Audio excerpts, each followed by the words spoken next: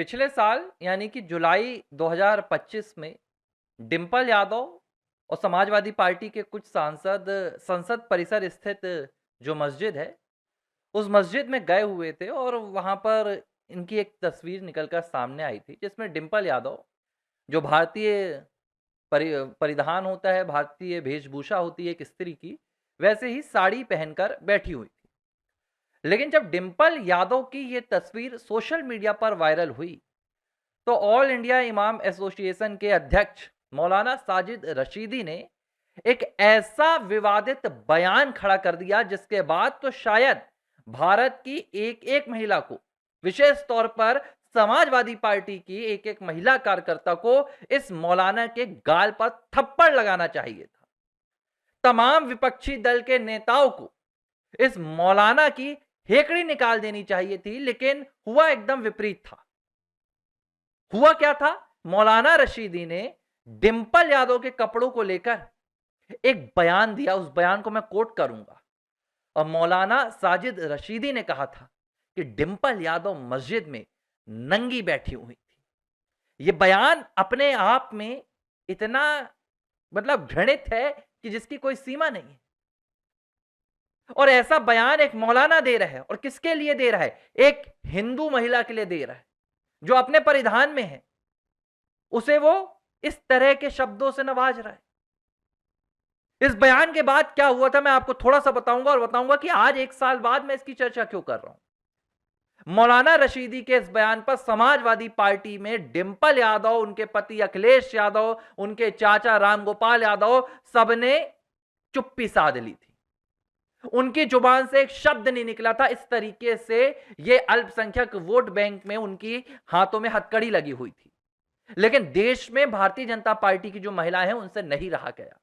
और एक महिला होने के नाते भाजपा महिला सांसदों ने डिंपल यादव के सम्मान में विरोध किया था इस मौलाना साजिद रशीदी का।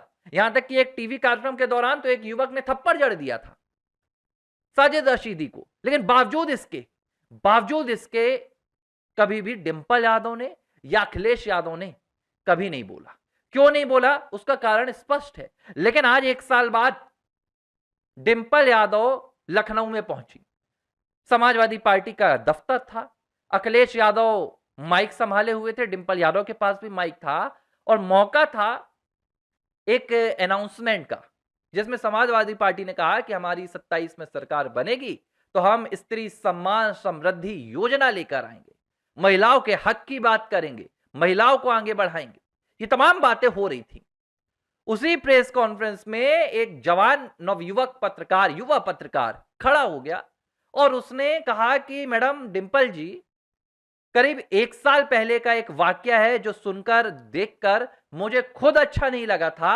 जब एक मौलाना ने आप पर, पत्रकार ने सिर्फ इतना ही कहा, इतना ही कह पाया कि जब एक मौलाना ने आप पर, और ठीक उसी वक्त डिंपल यादव के बगल में खड़े हुए अखिलेश यादव ने पत्रकार को रोक दिया। ए पत्रकार, अपने अंदाज में।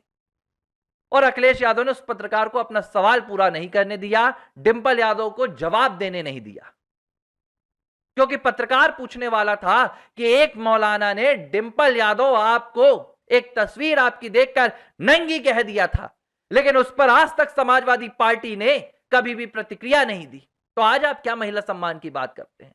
लेकिन अखिलेश ने उस सवाल को काटकर यह कहा कि who will succeed Modi, Modi का उत्तराधिकारी कौन होगा, कौन बनेगा। मतलब कितना बेगैरत इंसान हो सकता है, इसका जीता जागता उदाहरण है अखिलेश यादव। अरे यार, एक राजनेता होने के नाते तो ना सही, लेकिन एक पति धर्म तो निभा सकते थे कि जहां तुम्हारी पत्नी का इस तरीके से निर्लज्जता से अपमान किया गया, उसके चरित्र पर सीधे सवाल उठाया गया, लेकिन तुम्हारी वोट बैंक की नीति ने तुम्हारी अपनी पत्नी का भी साथ देने से मना कर दिया। अब क्यों? क्योंकि सीधी सी बात है, अगर अखिलेश यादव मौलाना के खिलाफ बोलेंगे तो उनका मुस्लिम वोट बैंक भड़क जाएगा। जिन मुस्लिम वोट बैंक के सहारे अखिलेश यादव की सियासत चलती है, उनकी साइकिल का पहिया चलता है, तो ये उनके खिलाफ नहीं बोल पाएंगे। और ये कैसे मौके पर आया है सवाल, जब पूरे देश में राहुल गांधी का स्पेस द पैट्रियार्की चल रहा है, पितृसत्ता के खिलाफ दमन चल रहा है।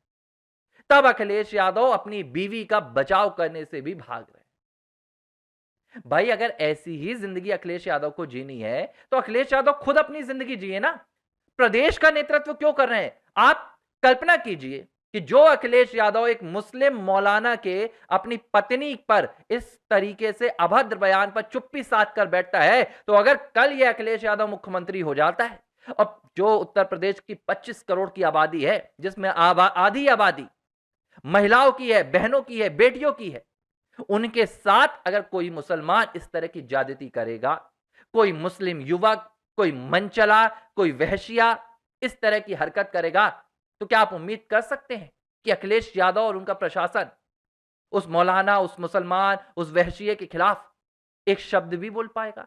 जब विपक्ष में रहकर, सत्ता विहीन होकर मौलाना और मौलवियों और मुस्लिमों के खिलाफ बोलने से, अरे हम किसी धर्म के खिलाफ बोलने के लिए थोड़ी कह रहे हैं, हम तो कह रहे हैं जिसने तुम्हारी पत्नी पर लांछन लगाया, कम से कम तुम उसके खिलाफ तो बोलो।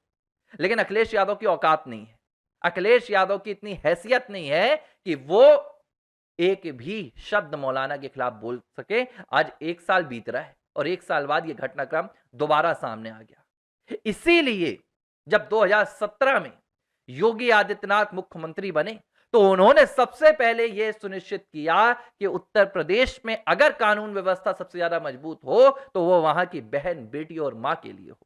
आज प्रदेश में रात को 2 बजे, चाहे वो लखनऊ हो, कानपुर हो, अयोध्या हो, मथुरा हो, कहीं हो, बहनें, बेटियां उत्तर प्रदेश की अपने कामकाज से निकलती हैं, घूमने निकलती हैं, सब कुछ चल रहा है उत्तर प्रदेश में, लेकिन वहां पर कानून व्यवस्था का कोई सवाल नहीं। हां, अब देखो, आप ये नहीं कहो कि उत्तर प्रदेश में घटनाएं नहीं होती है। अपराध रोका नहीं जा सकता, अपराध तो हो ही जाता है, अपराध को पूरी तरीके से कभी खत्म नहीं किया जा सकता, लेकिन जब अपराध को और अपराधी को राजनीतिक संरक्षण मिलता है तो वहां पर 2 अपराध होते हैं, एक जो वो अपराधी करता है और दूसरा सत्ता में बैठे नेता। लेकिन उत्तर प्रदेश में अब ऐसा नहीं है। अगर कोई अपराध करता है तो उसकी सजा निर्धारित होती है, और कैसी सजा होती है वो पूरा देश जानता है। लेकिन एक बात तय है, ये जो विपक्षी नेता हैं, इनकी स्मैश द पैट्रियार्की की पूरी कहानी तब तक है जब तक बात हिंदुत्व पर है, जब तक बात सनातन पर है। ये मनुस्मृति के खिलाफ बोल सकते हैं लेकिन कुरान के उस सूरा के खिलाफ नहीं बोल सकते जिसमें महिलाओं को लेकर यह कहा गया है कि स्ट्राइक द विमेन, और जिसे यकीन ना हो वो जाकर पढ़े। ये वो स्मैश द पैट्रियार्की है जिसमें राहुल गांधी हिजाब पहनी लड़की को कहते हैं ये आपकी चॉइस है, ये आपका अधिकार है, लेकिन घूंघट और स्कार्फ वाली हिंदू महिला को कहते हैं ये पैट्रियार्की है। तो ये दोहरा रवैया ही आज विपक्ष को इस हाल पर लाकर बैठा है। लेकिन जिन्हें नहीं पता, मुझे लगता है उन्हें ये वीडियो देखकर सुनना और समझना चाहिए कि 1.5 साल पहले, 1 साल पहले क्या हुआ था, और आज 1 साल बाद भी उस स्थिति में कोई बदलाव नहीं आया है। ABC हिंदी न्यूज, आज ही जुड़िए हर खबर के साथ।